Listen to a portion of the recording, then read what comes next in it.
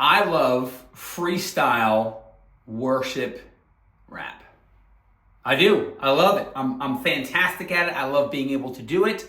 It is a passion of mine that I rarely get to do, but I love it. So why is that important? Why is a guy with a quarter zip a sweater and a collared shirt coming on and telling you likes to freestyle worship rap? Well, I'm telling you something about myself that might catch you a little bit off guard, but what it is a pattern interrupt, right? It's used in business, communication, speaking. It's a pattern interrupt. It's taking you out of your current pattern and a sudden, unexpected disruption that redirects focus, thought, or behavior. So that pattern interrupt was to have you think, well, who is this guy? Where did freestyle worship rap come into the mix here? And what even is that, right? So the great part is freestyle worship rap, as I love it, it is a worship. It is bringing you into the rap, into the freestyle gesture of the words coming together of what you're bringing in worshiping God, right? It's super exciting for me.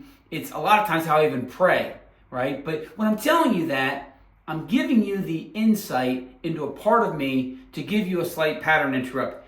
And the purpose we have for pattern interrupts ultimately is when God brings a pattern interrupt into our world. When God does that, we want to understand how God's pattern interrupts reveal his glory, transforms lives, and redirects us.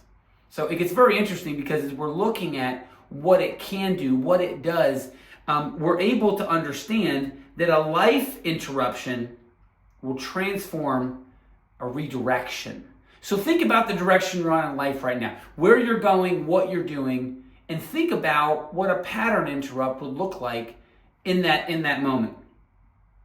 Acts 9, 3-6. As he neared Damascus on his journey, suddenly a light from heaven flashed around him. He fell to the ground and heard a voice say, "Saul, Saul, why do you persecute me?" "Who are you, Lord?" Saul asked. "I am Jesus, whom you are persecuting," he replied. "Now get up and go to the city, and you'll be told what you must do." Wow. Now, he then says later on, Saul, who now becomes Paul, says later on, he recounts, "I was on my way and drew near Damascus about noon, and a great light from heaven suddenly shone all around me." Imagine that pattern interrupt. And then a booming voice. Very exciting. But a pattern interrupt that changed the course of history in so many different ways. Because Paul was not just somebody you saw as a regular guy walking down the street and he was, doing his thing. And hey, he found Jesus. How great is that? Paul was trained in his father's lineage to persecute Christians. There's a lot more to that and what that is and how that transformation happened. But I want to focus on the moment, the pattern interrupt, the moment of salvation, you might even say, but the pattern interrupt. In that moment, it hit him so hard. A light shone all around him in the middle of the day that he recounts later and takes somebody who was on the road to persecute to now on the road to providence, the road to salvation, inactive salvation, and goes through an amazing transfer. Paul was on a mission, and he was walking when God interrupted and redirected his whole entire life. Now think about, has that happened in your life at all? And sure, you can go, yeah, I've had, redirections, things have gone on. But I'm talking about, it can be a salvation moment for sure. But I want you to think about a redirection that has happened in your life. You were going one way, you were surely set, and then something veered you off, good or bad, and then set up from there. In this case, a massive story of redemption. The wake of salvation and churches behind him are It's unimaginable. We can only see it in heaven. But I want you to think about where a moment brought you in that. Maybe a light did shine down for all around you from heaven. Or maybe it was just a bad decision. Maybe it was a great decision. But get that in your mind. Because also, when we think about a pattern interruption, we think about an opportunity. And an opportunity in our life, we can go, hey, a pattern interrupts, somebody comes in, gives me something to go do, and hey, I'm going to jump and have an opportunity in my life to better myself. I'm going to have an opportunity to gain more. What about an opportunity for forgiveness? Not just forgiven, forgiveness. And I'm saying Jesus provides that forgiveness. He died on a cross and rose again and defeated the grave so we may have that forgiveness. But I want to talk about the forgiveness that you believe you can't acquire. You can't receive. You won't have the moment to do that. For Peter, loves Jesus. Loves Jesus, loves Jesus. There was a whole series of events that Peter was involved with Jesus. They had this amazing time together of years in ministry. And Jesus says, you're going to deny me tomorrow. Now, by deny me, you go, yeah, maybe I'm not, I'm going to deny you. How bad is that? I'm talking these guys are tight. He loves him. He adores him. There's words that don't come into it. You go, you're going to deny me. And Peter says, no, that's not going to happen. I'm not going to deny you. But what transpires is Peter finds himself in a room in the circumference of Jesus where he is now marching towards his death. Thorns on, everything. And Peter not only denies him in that moment, but take that word deeper. He denies him to a place where he says, I don't know him, and leaves him and has to live with that. And I'll give you a reference. Let's say you had a really good friend, right? And let's say something didn't work out. You guys got frustrated with each other. And let's say you went and said about how you didn't like that person. Let's say you made decisions to distance yourself from that person. You denied them. And let's say that person ultimately was not with you anymore. That person passed away. You never got to say you're sorry. You never got to go and reconcile with them. But let's say you denied them and you saw that person. You saw that person die. And you didn't get to reconcile with them. You sat inside it and had to walk away from it for a lifetime of living in that shame and guilt. And here's Peter. An expansive time that I'm sure was an eternity for him. Sitting on the water back to where he came from. Fisherman. Sitting in a moment where he didn't a moment. I mean, he was sitting in an eternity, felt like for him, I'm sure. I'm sure he just looked off that water, saw the light dancing off of it. Oh, if I could have one moment with Jesus. Just one moment, all I would do is say, I'm sorry. The disciple, this is from John 21, 7-14.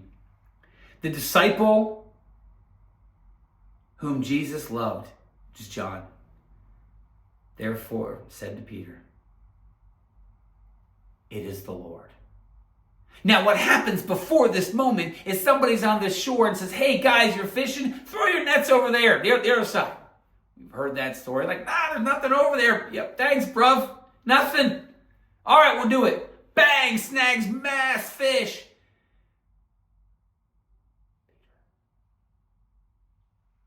It's the Lord. It's Jesus. And John knew how much Peter we can guesstimate pretty hard. These guys are boys, you know what I mean? John knew. When Simon Peter heard it was the Lord, he put on his outer garment, for he had stripped for work, and threw himself. I love that. I love that. He threw himself into the sea. He didn't go like, hey, wow, gotta catch up with you. He jumped. He threw himself into the sea. He ran, jumped, whatever. That's all he wanted. So the beautiful part is that Peter denied Jesus 3 times. And when Jesus is now on the beach with Peter, and they actually all get together and they have a breakfast together, and Peter is talking with Jesus. I'm sure he's just sitting there wanting to, hey, Jesus. And Jesus goes, do you love me? And Peter's like, yes, I love you. Do you love me? Yes, I love you. And just, of course I love you. Do you love me? Yes, I love you. Those 3 times are the reconciliation, the forgiveness. But if you've ever had a place with somebody or something, you would say it 1,000 times, 100,000 times, because a decision you made of wrong, to have that reconciliation would be amazing. The beautiful part is Peter goes on and becomes the rock the church is built upon. And there's eons of stuff to go. I can't wait to go over all that in heaven. I think one of the most beautiful pattern interrupts is when we see that with Peter. Because he's in his moment, staring kind of out in the water. Jeez. Throw the net. Who's this guy? Oh, okay. Who? Pattern interrupt. Like pattern interrupt feels like it's a very cheap term for what happens there. But interrupt a set in pattern of shame and guilt. Where are you in a pattern of that?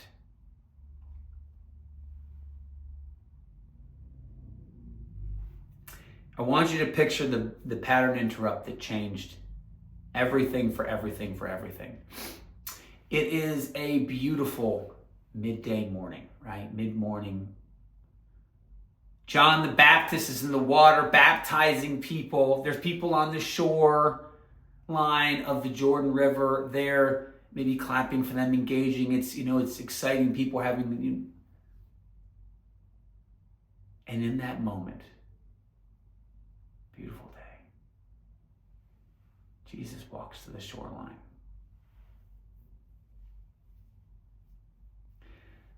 I think it was, my notes are right, about 1 to 2 miles up that same river. Somebody else stepped in that water. At your other side. Jesus is in the promised land, right? Other side of that river, mile or 2 up, Israelites were not in the promised land yet. And they stepped into the water and it stopped. Jesus steps into that same water. And as he wades out in to John, who knew each other, they were cousins, they knew each other. Just the dominoes of pattern interrupt after pattern interrupt. Maybe John knew he was coming. Maybe he didn't. Doesn't matter. In that moment, wherever he was, when he locked eyes on Jesus, John went, let's go. Because John was like, wow, I can't wait to meet John the Baptist in heaven. You know what I mean? But he probably saw it and went like, let's go. And then he realized everything is changing now. Let's go. I'm sure that they came together had to be remarkable. And in that moment,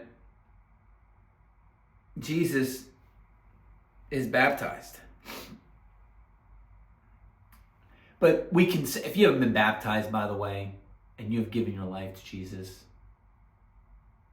I'm not saying that what's next. I'm not saying that's going to happen. May, but I'm not saying it's going to happen. But in your heart it will. You know Jesus. You've given your life to Jesus. There's no magic water here, no whatever. But in your heart. As soon as Jesus was baptized, Matthew 3:16 and 17. As soon as Jesus was baptized, he went up out of the water. And at that moment, heaven was opened. And he saw the Spirit of God descending like a dove and alighting on him.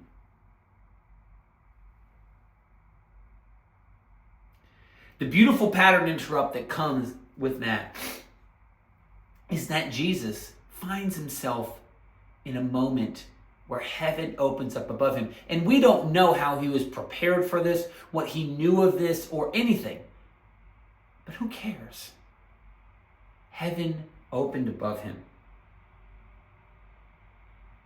And the beautiful part is, from there, we now watch the actual ministry of Jesus come out of that water. You may come out of the water in a salvation and have your ministry step up out of the water with you. But the beautiful part is, that's not the point. The point is not what comes post the pattern interrupt. The point is the interruption itself.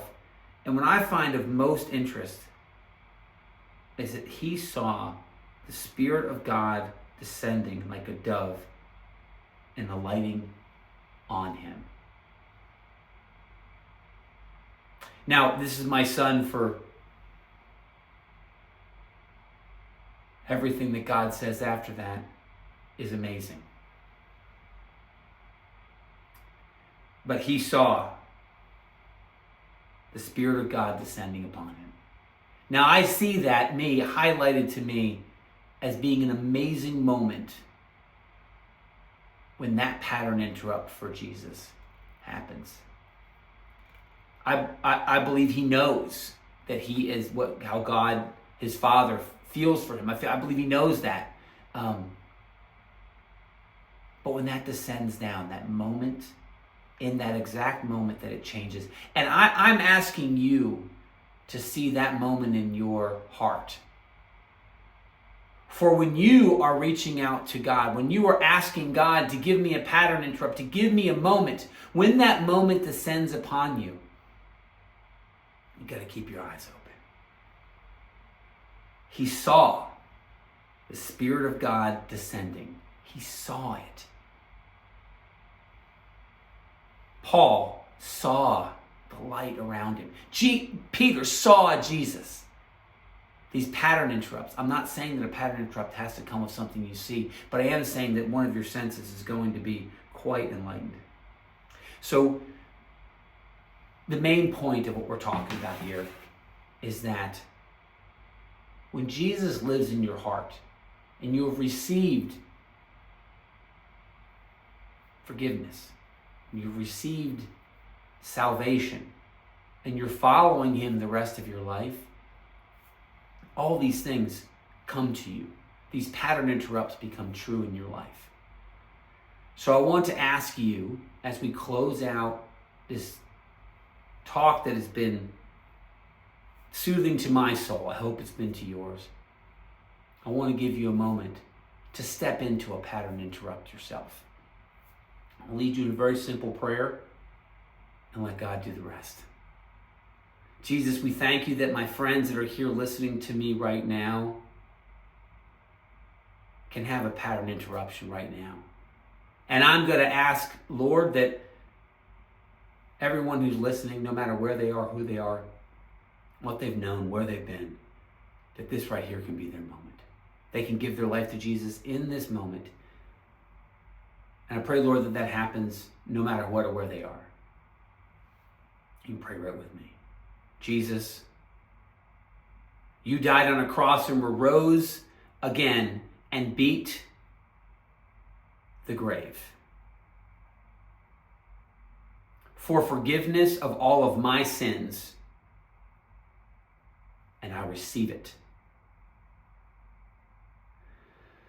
I ask, Lord, that you come and live inside of my heart, every part of my heart, everywhere in my heart. And I ask, Lord, that you cleanse every part of my heart. And Jesus, I will follow you all of my days. I am forgiven. I am a favored kid of the King. And I walk in your glory and grace for all my days. Amen. Pattern interrupt. May they show up to you.